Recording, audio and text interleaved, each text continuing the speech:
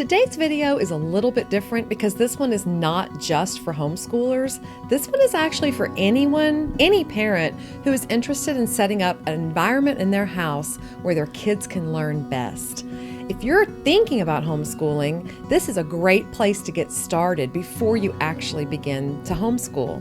Hi, I'm Brenda from the Homeschool Files, and I'm glad you joined me. Okay, so today I want to talk about how to set up your house so that it is conducive to learning. It's a passive way of homeschooling because you're setting things up where your kids are just going to naturally learn without you actively teaching them. Sound intriguing? Let's talk about it. Okay, so when we first started talking about homeschooling, my husband and I sat down and made a list of what things we were good at. Like, what do we bring to the table here with homeschooling? And I have my list actually here. Found it on an old computer part. Okay, so I found out my husband could play the guitar. Okay, great. That's something that was in our favor. We could both type and had pretty fair computer skills. He has way more computer skills than me. I thought I'm a fair cook. Like, I could teach measuring, home ec, stuff like that. My husband is very mechanical. I love to read and write. My husband was better at math than me. I'm good at making things hands-on. It was a strength of mine. My husband has a lot of experience with public speaking. I mean, I did too as a teacher, but he's a preacher. He talks in public a lot in front of crowds. And then, of course, I was a teacher, so I kind of thought that was a little bit of a good thing to bring to the table. So we made that list, and what we found out was we were really missing one pretty important component. Even though I said he played the guitar, we brought no musical education to the homeschool table. Neither one of us could read a note of music. I mean, he could read a note, but we were very unlearned when it came to music education. And that was one thing we really wanted our kids to get. And we thought if we homeschool, I think we can do a pretty good job on the other stuff, but we didn't want to leave that off. We really wanted them to have music education. So we had to figure out a way to do that without us being the teachers. And we absolutely did. So that was the first thing we were thinking about. And so if you are also interested in your kids having a musical education, then there are some things you can do now in your home. One thing that we did was we bought a piano. It was just an electronic keyboard, but it was the 88 keys, like a full keyboard. And it had a stand. You can also get the kind that sit on the tabletop. That's a nice kind you can get. We did it as a family Christmas present. We bought this for our whole family, and we had it for absolutely years. I think we just sold it last year. All of our kids have had piano lessons. All of them are finished playing on it, and we just didn't have room for it anymore. So we decided to send that off to another family to bless them. I know not everyone has room for a piano, but like I said, tabletop keyboards are a thing, and it's possible to do that. You can also buy some used musical instruments, and have those around the house for the kids to play around on. There is YouTube videos, there are apps, there are all kinds of ways for them to learn a little bit on their own if they're interested.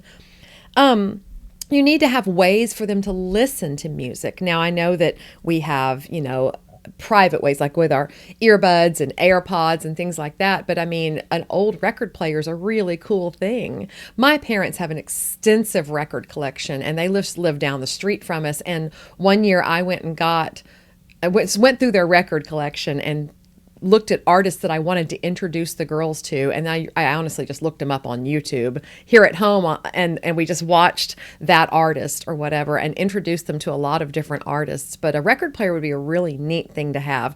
CDs, some way for the kids to be able to listen to music on their own.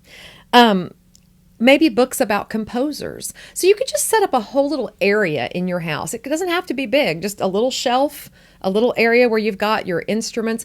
And even if your kids are little, Melissa and Doug have great little play instruments. I think we had that set. I think most parents did. We had those in a basket for the little ones, and we just had those on the floor. Now, I know it's noisy. I know you're like, oh, I wish they wouldn't do that all day. But that was a start to their musical education. So having a little area set up where we said, hey, this is important. Music is important to us, and we're going to have this over here. That was one thing we did. I think it goes without saying that if you are going to set up an environment where your kids learn in your home, you need a lot of places and things to read. Books need to be a number one priority. If you want to churn out readers, they have to have things to read. And you have to set that example by reading as well. I used to get up every morning and I would read my Bible on my iPad. And my oldest daughter would get up early with me a lot of times. And it finally hit me, she doesn't know I'm reading my Bible. She thinks I'm just scrolling. So I actually put my iPad down and I started picking up my paper Bible and reading that in front of her. And then she wandered over and said, "What are you reading, Mom?" And then, we had a lot of good discussions about that. So, I mean, I know there are Kindles and there's e-readers and there's all of those good things, but it's a good idea to let your kids see you reading actual books too. It sets a good example because otherwise they don't really know what you're reading. You could tell them. Anyway, but books, you're going to need a lot. You don't have to buy them all. A library card is the first place to start. If your family does not have library cards, now is the time to go get them. If you want your kids to be literate, this is where it starts. Maybe you didn't grow up in a house with reading materials all around, but you can change that. You can get your kids a library card. And when our kids were little and they were checking out picture books, just the little kids' books, we had a cart that we took to the library because we literally brought home 50 to 100 books every week. And they read through them, looked at them. I read to them. This was in the summers. We just read and read and read. Don't limit your kids. I cannot tell you how many times I've been at the library and I've heard a parent say, "No, you already have a book. Let's go." I'm like, why'd you even drive to the library to let your kids pick out one book? They're going to look at that in the car on the way home and be done and ready for another one. No, please don't limit your kids that much. You might say, hey, only 5 each or only 10 each, but try to do it a little bit unlimited so that they have lots of stuff to read at the house. And while they're checking out books, you pull books too that you want them to look at. Because if they're laying around when you get home, they're probably going to read them, even if they wouldn't have chosen them off of the library shelf themselves. So that's a good idea. You're going to need bookshelves to hold books because you're probably going to end up buying some. Garage sales, half-price bookstores, things like that. Great places to get cheaper used books. Goodwill, some Goodwills have really good selections of books. Littler kids are not going to pick books off of a shelf when they just see the spine of it. They sort of need to see the front of it. So baskets and crates are a great thing to have so they can look through the book selection then. Have those down on their level, on the floor, down low, on a low shelf where they can get to them anytime. You need some cozy areas to read, maybe some bean bags, maybe just some pillows thrown on the floor. Maybe you have room for a cozy chair. Lots of reading places. And don't forget good lighting, task lighting. You need lamps next to where they're reading or next to a window, somewhere they can see well, not just the overhead light. So lots of room, lots of setup areas where reading can happen. It's very, very important. All right, so we've got music and reading. Writing is another good one. And writing, when kids are little, writing and crafts kind of just overlap. So they're going to need a surface. Hopefully not your dining room table because then they have to clean everything off so that you can eat every meal. Hopefully you can get on Facebook Marketplace or a garage sale and find some little table, maybe even a child-sized one if they're little. That's very important. And it can be a table where you don't care if some glue gets stuck to it or a marker gets marked on it or whatever. It doesn't matter. Get an old table and supply them with lots of things to write and craft with. Now you have to figure out what you're comfortable with. Obviously, you're not going to leave tubs of glue and glitter out because we all know where that's going to lead. But pens, pencils, are they old enough to handle markers? Go ahead and put all those out. Washable ones are best. They need a pencil sharpener of some kind. And lots of paper. And I mean lots of paper. Years ago, we got donated to us a box of old computer paper. Some of you may know what I mean. It had like the perforated dots on the side, the little holes that you tear off the perforation, and it's all connected in one long thing. You have to tear each sheet apart. We have still not finished using that box, and we have had it for years. There's so much paper in there. I've also had a friend who got the end of rolls from a print shop. Apparently, when the roll of paper gets too small to run a whole new thing, they don't use that anymore. And we got some rolls of paper that we could just roll out on the floor. We used that stuff for years. I mean, just look around, be creative, get your kids lots of paper in lots of different sizes. Back to school sales, get a bunch of notebook paper, whatever. You need things out for them to write, things for them to draw, create. That stuff needs to be available to them, and they'll learn to do those things. This is where they come and they say, hey, Mama, I'm making a grocery list. They're just pretending, and they're learning writing when they do that. So those are very important things. All right, the next one is a fun one, and that's board games. Now, there are people who game school. They almost exclusively or maybe exclusively use board games to homeschool their kids. And I'm not joking. And when I first heard that, I was like, what? But really, if you think about it, there are so many skills learned with board games. There's so much math, strategy, reading, lots of things that happen when you play board games. So even if you don't exclusively use them, board games are an amazing thing to add to your homeschool. I know there's been times when we said, no math today, we're playing games instead. They didn't have a clue how much math they were really doing when we played board games, if you choose the right ones. So a place to store board games, and I know those may be out of reach. That may be something they need to ask for because you really don't want everything lost or dumped out by little siblings. So those may be in a cabinet, but lots of board games and an area to play them on, some kind of surface where they can play them. If you have littles, it needs to be a taller table so older brothers and sisters can play without littles messing them up. But there are some things, if your kids get a little bit older, it's a great idea to just have something set out, like a chess set, a chess game, or checkers, something that is just out all the time. There are beautiful, beautiful board games. Target used to have wooden ones. Oh, they were so gorgeous. But anyway, they can look nice in your home, and have them just set up so that if they're set there and someone's bored and they're like, hey, maybe I'll play this game, and it's out. So they do that. And that's a great thing. You could also just have a day where you say, I'm going to set board games up today, and just set them around the house, and they don't have to be out every day. But that's an amazing thing to have. And it helps kids choose that activity when they might not normally do that. All right, so there's something called invitation to play. This is mostly in the preschool world, and I've seen it mostly on posts. I'm not really sure where the term originated from, but I've seen it mostly on posts with Play-Doh. I love Play-Doh.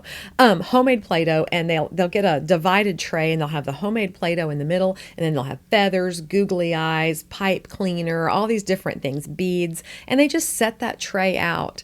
And what do the kids do? They come straight to it. Ooh, where if you said, hey, do you want to play Play-Doh? They might say, no. But if it's just sitting out on the table ready to play, they're drawn to it. And so setting up these little invitations to play, or we could call them invitations to learn, around your house is an amazing thing to do. Brenda, are you telling us to set up learning centers for our kids? Yeah, I kind of am. I mean, it's easy to set up a little play store over here, and that can be math, that can be reading and things like that. You have to just think, there's so many ideas online, so many good ideas on the web, but you can get around and just set things up around your house that the kids might choose to do. Invest in materials that cause them to learn while playing with them. That's the thing to do. All right, let's not forget we're educating the whole child, and we need to think about outside, gross motor stuff, right? We need some swing sets, hula hoops, bikes, roller skates, jump ropes. Right now in the spring and early summer is the time to get that stuff at the dollar store. They don't sell it year round usually, but let's get that stuff that they can play with outside, And don't forget about rainy day recess. When you're stuck inside, or some of you that live up north might need to think about snowy day recess, but when you're stuck inside for weeks on end and the kids haven't really been able to get out and play, it does not help your homeschool very much. So you need some things that they can do indoors that they're allowed to do. When I was growing up, we had a hopscotch mat. It's still around. We still have it. So it was very sturdy, and it was literally from Jack in the Box. I don't know why, but we just laid that out on the floor in the hallway, and we could play that, that we were allowed to run and jump in the hallway. I actually used that as a rainy day recess when I taught third grade. I would pull out that old Jack in the Box hopscotch, and my kids would play that inside the classroom. It was just one example of things they could do. So you need to be when it's rainy and they can't go outside, or too hot and they can't go outside. So here's some things that you can do in the house to let off some steam. Maybe some foam swords. I know you have to have some ground rules in place, but you need some things like that as well. So those are just some things. I mentioned about child-sized furniture. If you have littles, I mentioned about good lighting around the house, making sure you have that. All of this stuff that I'm saying, you don't have to rush out and buy anything.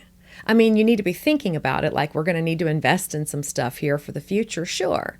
But the main thing that your kids need is an environment where they feel safe and loved. And I mean that most sincerely. Sometimes we get down on ourselves and we think, oh, if I just had this or that or this other thing for my kids, we'd be doing so much better. But they're already 10 steps ahead of the game because they have parents that care and love them. I have had kids come through my classroom who were in foster care, who were not succeeding in school at all. And I had the opportunity to catch up with one of them down the road after they had been adopted, and they were flourishing. Top of the class, ballerina, loving life, no problems. What happened? This sad little girl that was sitting in her seat and could barely write her name, and you're telling me she's an straight A student and doing so well? What happened? She was in an environment where she was loved and cared for. So if you've got that going on in your family, you're already so far down the road. So don't beat yourself up about all the things you don't have. Sit down with your spouse, prioritize a list of what you want to invest in, and then start looking for those things. Shop your house. You may have more than you think, and it's just not grouped well. You might think, wow, I've got some kids' books in this room. I've got some kids' books in that room. Hey, let's corral them all up. And I found this great little bookshelf at a garage sale, and we'll just put all the books there with a pillow on the floor. And guess what? They're going to go there. They're going to start reading more. So just shop your house and see what you can do to set it up to be more conducive to learning. If you've never homeschooled before, you might not have thought this way. You think they go to school to learn. I send them to go learn. They do their homework here, sure. But now that they're going to be home with you all day, it's important to think about what can we do to this house to make it more learning friendly for my kids, okay? And the last thing I wanted to say is there might be some things that you need to purge from your house and that you want to get rid of rather than bringing new things in. For us, that was the television set. We got rid of cable TV service probably about 15 years ago. And it was a conscious decision for two things. One, we were trying to save money because I had just started homeschooling and, we were down to one salary. And so we got rid of it to save money. But we saw such great results when we got rid of it that we just kept it gone. Now, today is a little different. That was a long time ago. Today, there are streaming services. During the shutdown, during the pandemic, we did purchase a television set because we all needed to be able to watch church together. And so we needed a TV where we could all look at. So we do have a large television now. For years, we just used a big laptop when we wanted to watch a movie. But we have a big TV now, and we have, of course, streaming services, a few on there. So we all do watch a little more TV than we used to. But getting rid of it when we did was very powerful. The first thing I did was I got a television cabinet. It was from Walmart, but it's very pretty, and the doors shut. And the reason I did that is because when I had one of my babies, I don't remember which one it was, I remember there was a TV in the room and then the doors got closed. And then we didn't even think about that TV the rest of the time we were there. When I got home later, I was like, oh, there was a TV in the room. We didn't even watch it. Why? Out of sight, out of mind. So the first thing we did was we bought a TV cabinet and we put our television. We had a lot of DVDs and I think even VHS back then. And we just closed the doors. And I would say, TV's closed for now. Go find something else to do. One of my children was very prone to couch potato tendencies and would have sat in front of that television all day long if I had let her. So closing the television was a very powerful thing. And it caused her to go, oh, okay, and get up and go find something else to do. Go read a book. Go draw something. Go do something besides what you were doing right now. And then, hey, we all want to watch something. Let's open the doors and we'll watch something together. So the television, it can be very, very good. We use our TV and YouTube a lot in our homeschool. Now, we did it on a laptop before, but I'm just saying, think about what things you might want to get rid of or limit. Video games might be another one that need a little more limiting. I know it's summer right now. We give the kids a little more freedom in the summer, but during the school year, it might be that you need to say, hey, between the hours of this and this, we're not going to do these things. We're going to do other things, and let your kids be bored and let them go wander off and find something to learn. These are tips for you if you're starting homeschooling, and even if you're homeschooling and maybe you're just in a new house and you need to start thinking and look around and go, what can I do to set this house up for the new school year? Maybe it's time to rearrange. I love rearranging in the summer. Maybe it's time to rearrange and make some different areas for your kids so that they have these places that are conducive to learning. So that's just something to think about. If you're not a homeschooler or you're thinking about homeschooling in the future, this can still go for you because your kids are home a lot and you want to set up an environment where they can learn best. So I hope these are helpful, and I hope you'll join me next week at the Homeschool Files. Thank you.